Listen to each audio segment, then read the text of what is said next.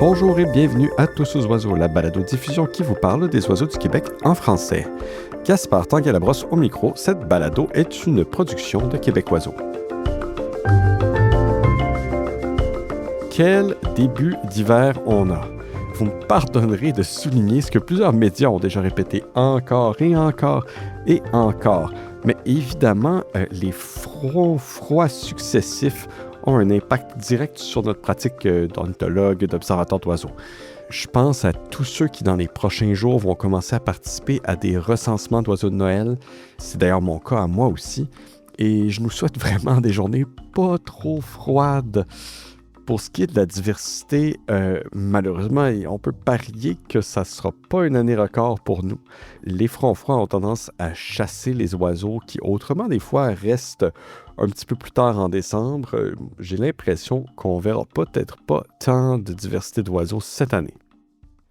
Si vous suivez les pages d'oiseaux rares du Québec et que vous êtes du genre à chasser les oiseaux rares, chasser au sens figuré, je suis certain que vous vous souviendrez longtemps de l'hiver 2024-2025. En effet, l'hiver dernier, on a eu droit à un phénomène inédit alors qui a fait déplacer des centaines d'ornithologues partout dans le sud du Québec, dans presque toutes les régions du Québec, à un moment de l'année où on est normalement un petit peu plus tranquille. Si vous y avez participé, vous aurez tout de suite deviné où est-ce que je m'en vais. On va parler aujourd'hui du lagopède des saules. Je vais vous raconter comment moi, j'ai vécu un matin très, très spécial en avril dernier. Tout au long de l'hiver, des présences exceptionnelles de cet oiseau ont fait le bonheur des ornithologues du Québec. Je ne m'éterniserai pas là-dessus parce que vous allez entendre parler de ce phénomène-là dans l'entrevue qui va suivre. Mais le 26 avril à 17h17, les serveurs de Discord d'oiseaux rares, qui servent aux ornithologues comme à relayer de l'information quand un oiseau rare est aperçu, tombent en mode alerte. Un lagopède des saules se trouverait à Montréal et des photos crédibles ont été partagées par une résidente, sans mention toutefois exacte de l'emplacement. Pour tout indice, on voit des bâtiments de briques en arrière, comme il y en a évidemment plein à Montréal. On voit des arbustes, comme le lagopède des saules apprécie. La spéculation va bon train sur les serveurs de Discord. Certains ont une idée du quartier concerné, mais la journée est déjà avancée et nul ne sait où l'oiseau se trouve. Le lendemain matin, le temps est exécrable. Il pleut énormément, mais certains ornithologues archi-motivés sont quand même à l'œuvre pour trouver l'oiseau exceptionnel. De mon côté, je suis père de famille, c'est dimanche matin, la température dehors est pourrie, alors disons que les plans de l'avant-midi sont très modestes. En fait, ils le sont jusqu'à 8h49.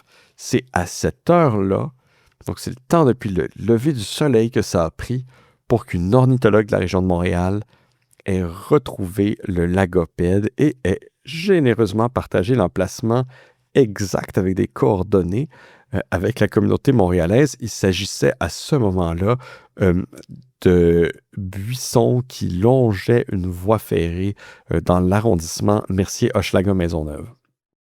Le lagopède, à ce moment-là, était à une vingtaine de minutes de chez moi. Et je vérifie avec ma conjointe qu'on n'avait pas de plan plus précis pour le début de la journée. Alors, je saute dans ma voiture. Peu importe la température, je ne peux pas rater ça. Et de toute façon, je devrais être de retour à la maison bien assez tôt pour profiter du reste de la journée. Connaissant en plus la propension de ces oiseaux à rester assez tranquilles, j'avais bon espoir de pouvoir l'apercevoir. Sur la liste que j'ai faite à ce moment-là sur eBird, je peux vérifier l'heure exacte à laquelle je suis arrivé sur les lieux pour observer le lagopède, 9h22, soit 33 minutes top chrono après la première mention à Montréal, après le premier partage. Imaginez alors, une dizaine de personnes sont déjà arrivées avant moi, ont donc tout lâché ce qu'ils faisaient ce matin-là et se sont immédiatement dirigés vers le site. Pendant que j'y étais, les ornithologues continuaient à affluer sous la pluie battante. Les conditions dehors étaient horribles. mais c'est vraiment d'un oiseau capable de mobiliser les ornithologues de cette façon que Daniel Toussaint va nous parler à l'instant dans cette entrevue que j'ai menée avec lui. Bonne écoute!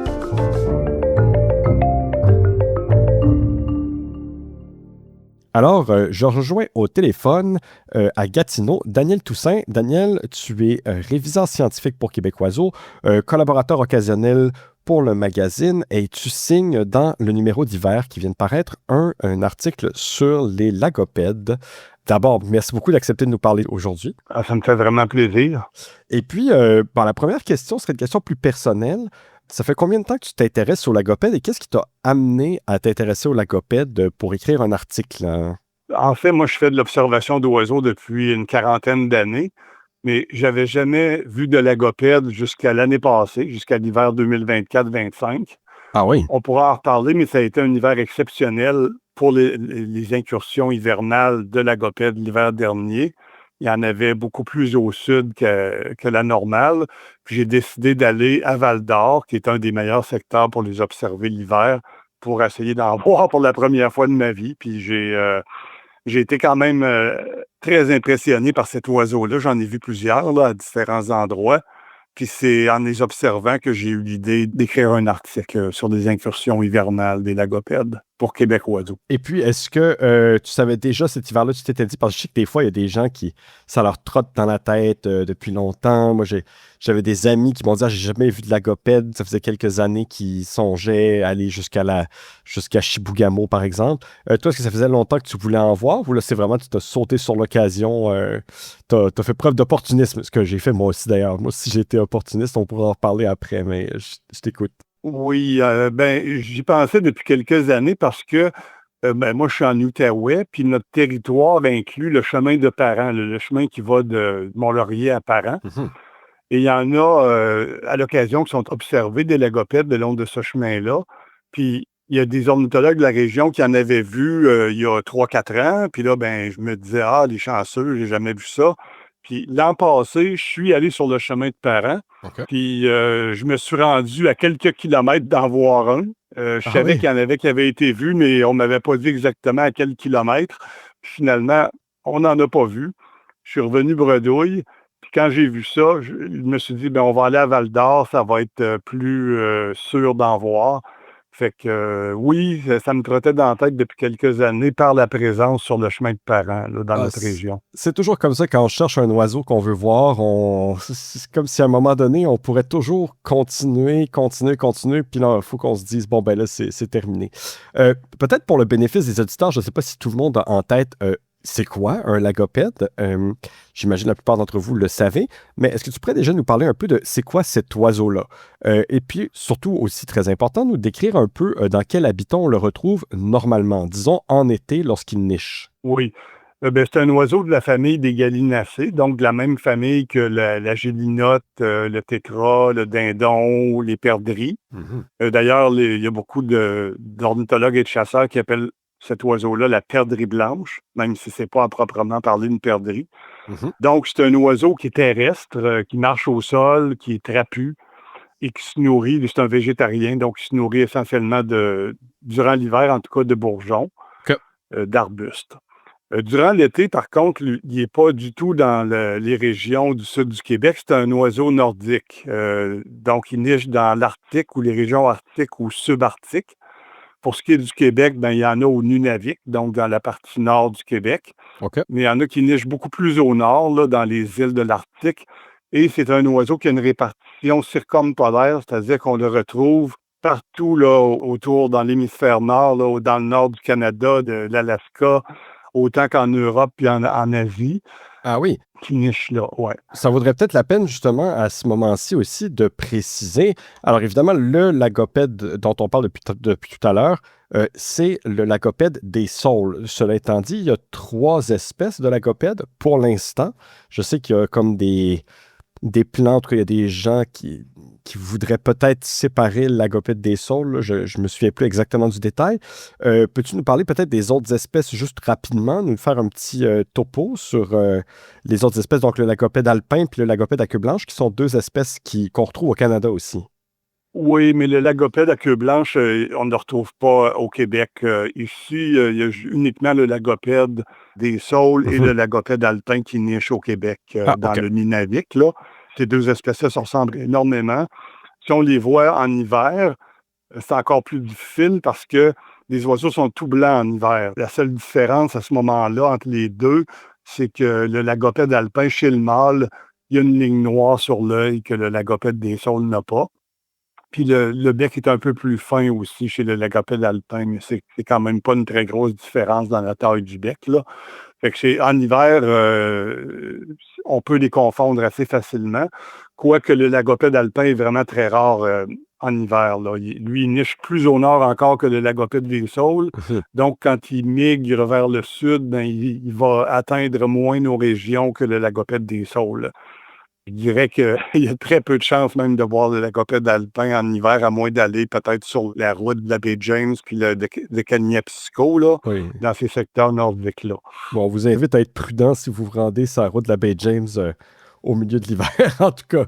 Oui, Oui, d'ailleurs, c'est toute une expédition, oui, il faut être préparé. exactement. Si vous avez l'article en main, ou en tout cas, si jamais vous avez la chance de mettre la main sur l'article, il y a une photo qui illustre superbement bien la différence entre les deux espèces, entre le alpin et le lagopède des saules, où on voit les deux en hiver, puis c'est vrai que la différence est très subtile. Ça, je peux en témoigner. La lagopède à queue blanche, finalement, c'est une espèce qu'on retrouve dans les rocheuses, là. Moi, j'en ai déjà vu dans les rocheuses. C'est là Oui, qu'ils oui, sont. c'est un oiseau qui est plus à l'ouest, là. Il n'y a pas de chance vraiment qu'on voit ça ici, là, au Québec à tout le moins, là. Ah oui.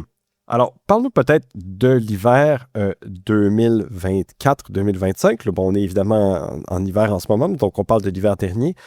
Qu'est-ce qui s'est passé avant de commencer à comprendre les causes? Peut-être nous décrire un peu les phénomènes qu'on a observés, qui sont des phénomènes un peu cycliques, mais là, qui avaient vraiment une espèce de dimension exceptionnelle. Oui, bien, peut-être qu'il faudrait d'abord préciser que justement, les lagopèdes ont toujours connu des cycles, des fluctuations dans leur abondance hivernale dans le sud du Québec, Mhm. en fait, dans le nord du Québec méridional, qui est leur sud à eux autres, là.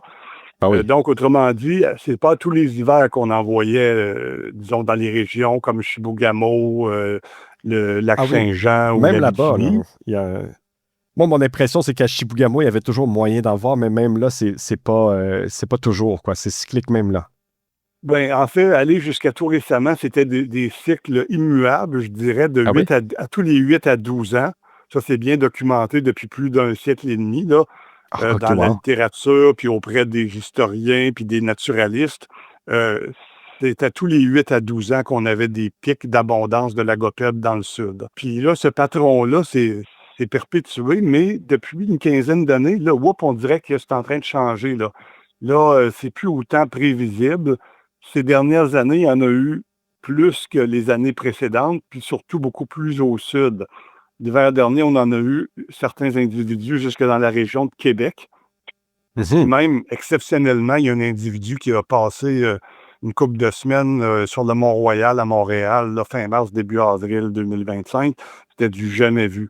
Donc, les gens pouvaient les voir beaucoup plus au sud que la normale l'hiver passé.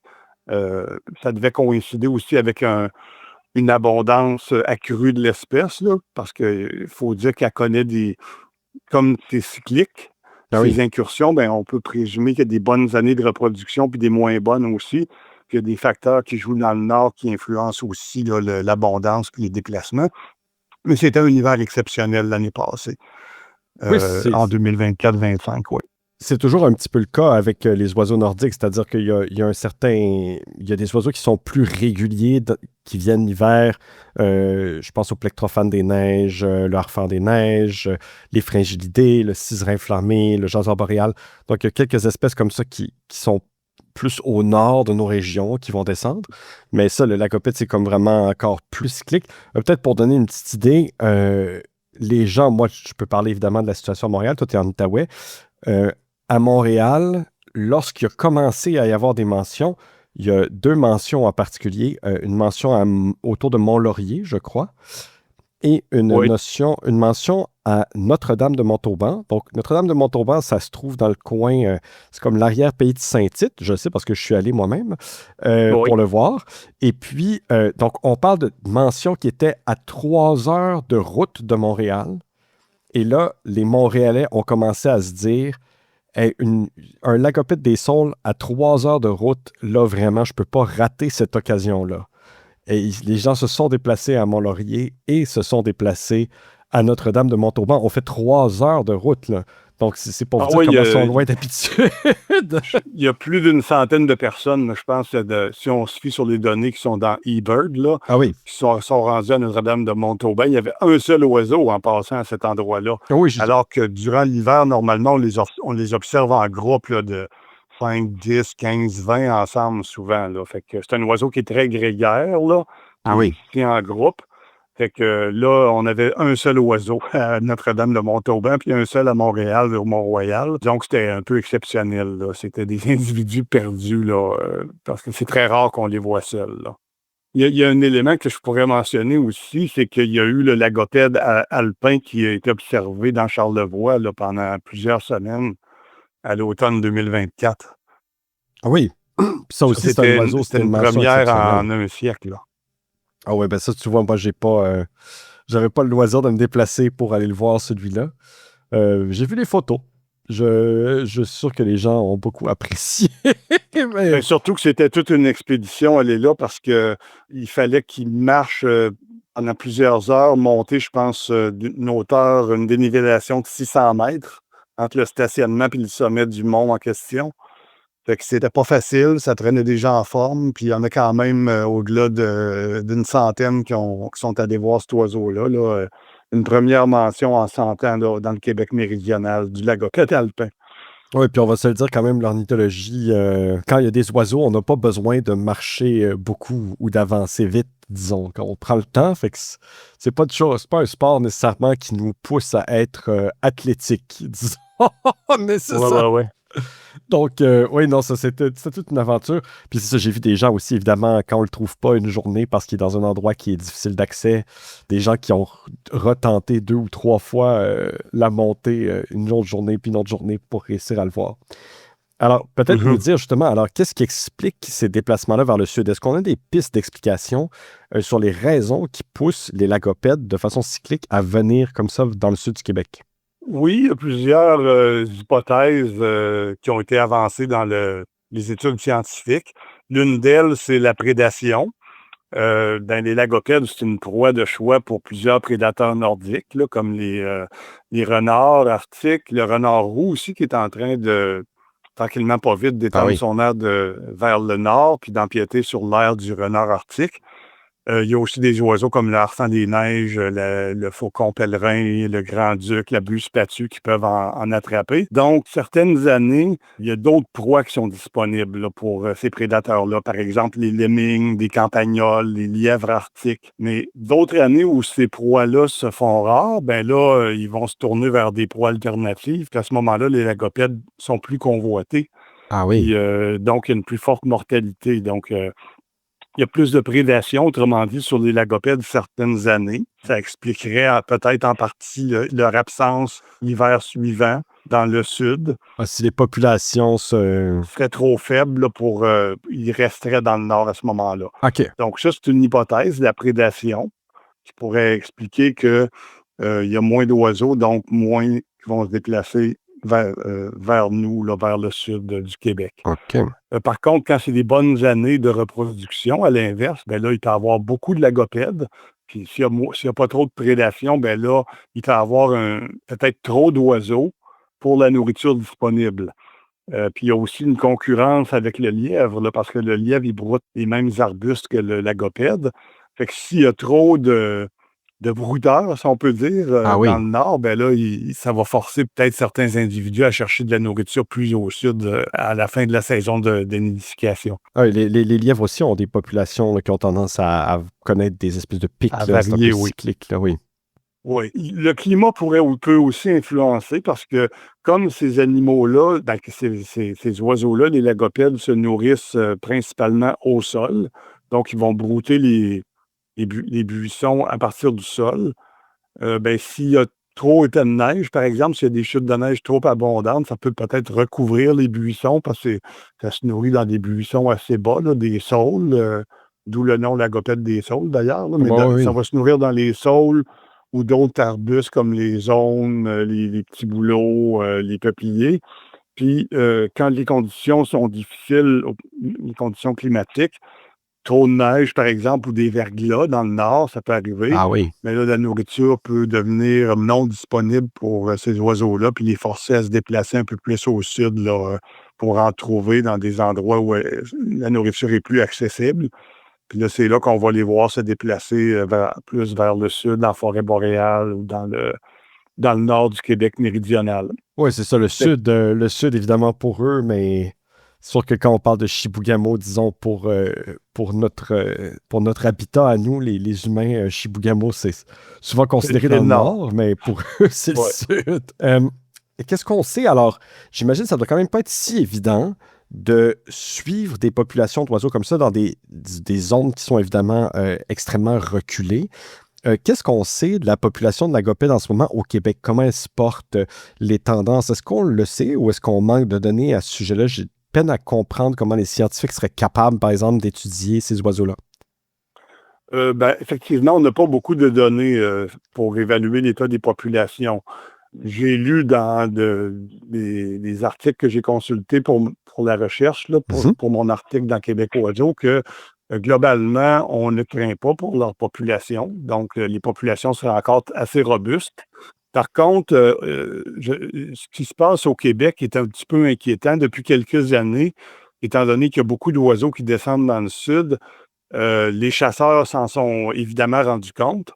Et la chasse aux lagopèdes est devenue très populaire ces derniers hivers.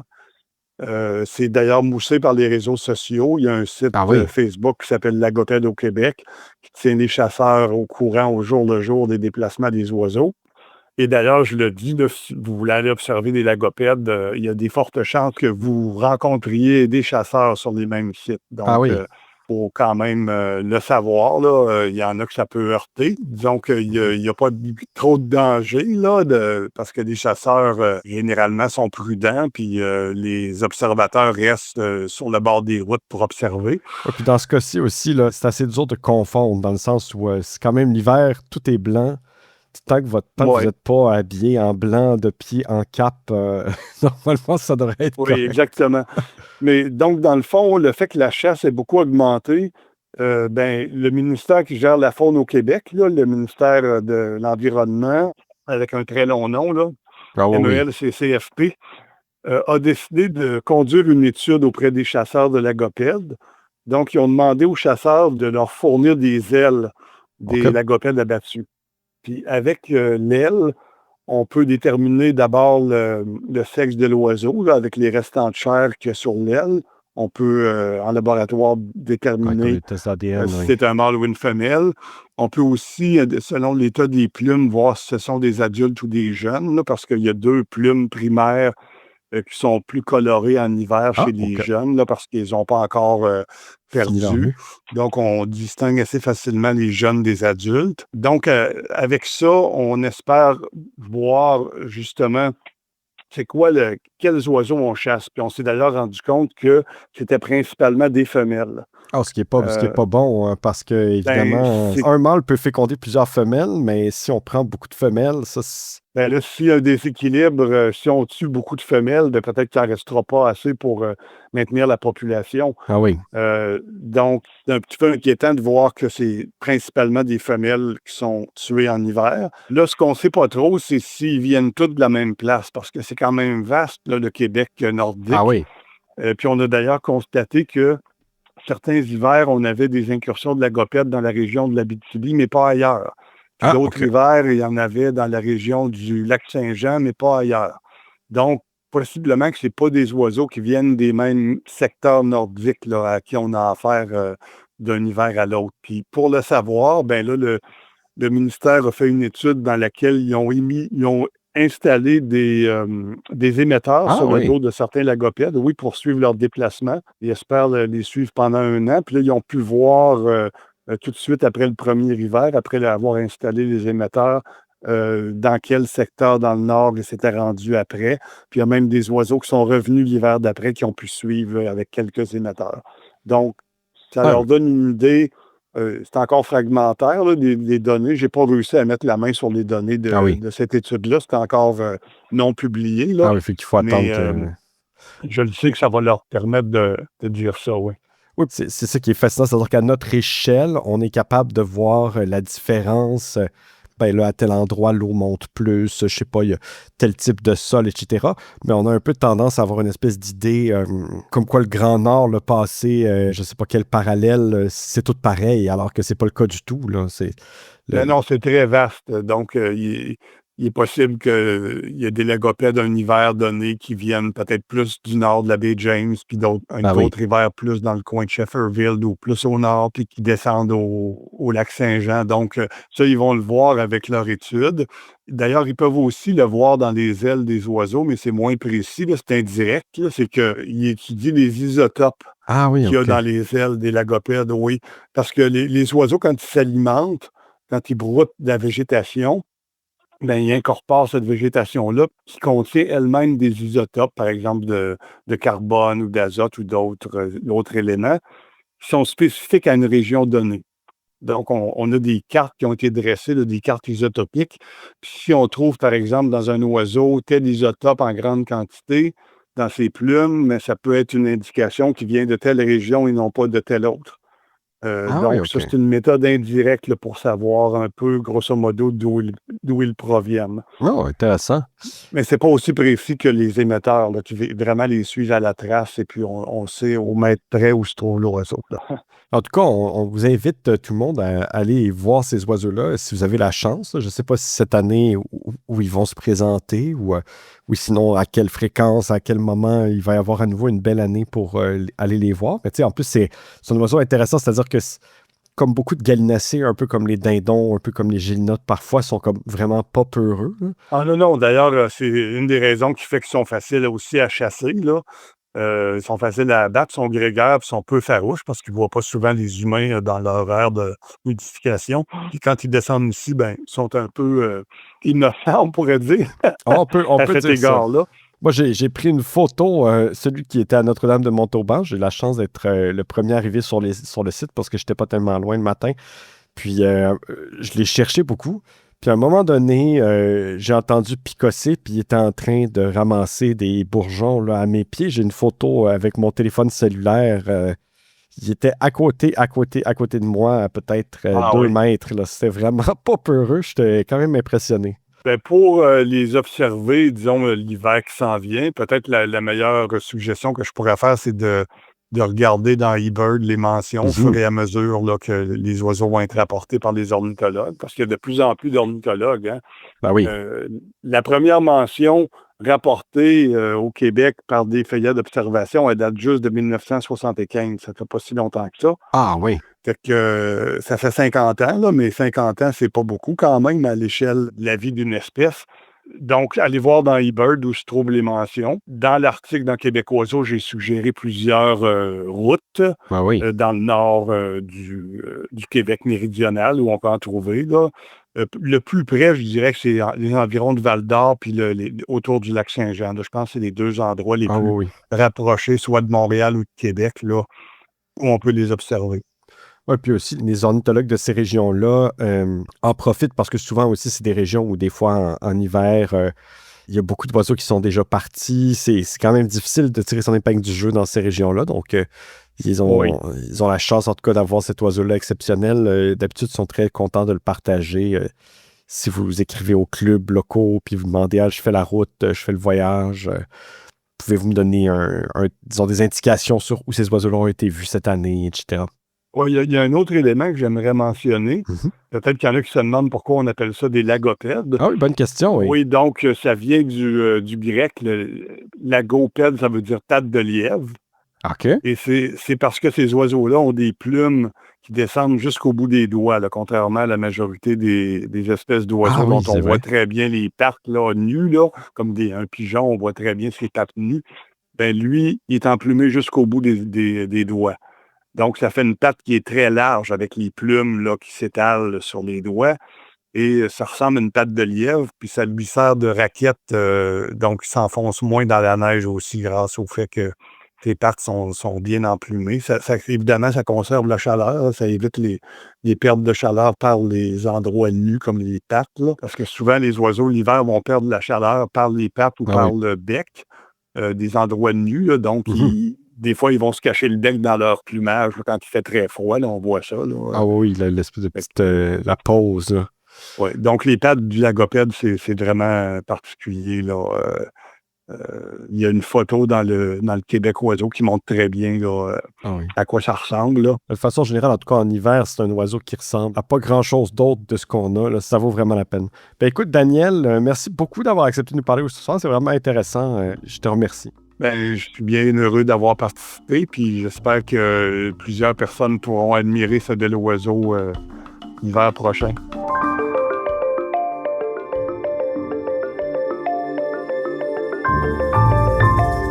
Et voilà, c'est tout pour Tous aux oiseaux.